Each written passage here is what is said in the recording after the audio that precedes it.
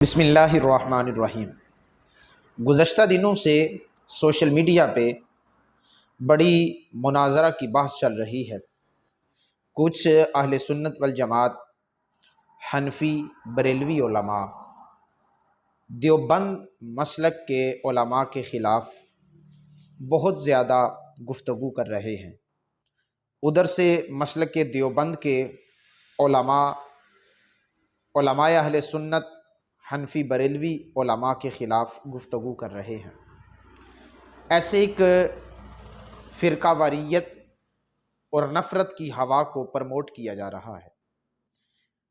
کچھ لوگ امام اہل سنت الشاہ امام احمد رضا فاضل بریلوی علیہ رحمہ ان کے ایمان پہ گفتگو کرنا چاہتے ہیں، اور کچھ لوگ حسام الحرمین جو کتاب لکھی گئی اس پہ بحث کرنا چاہتے ہیں۔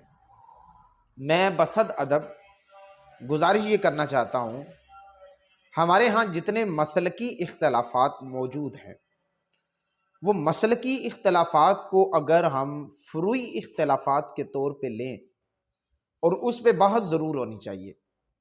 میرا ماننا یہ ہے کہ علمی مباحث ادب کے دائرے میں آپ کی علمی استعداد کو بڑھاتا ہے، آپ کے اندر دوسروں کے موقف سننے کا جذبہ بھی پیدا ہوتا ہے، اور اگر برداشت ہو تو وہ بھی بڑی اچھی چیز ہے۔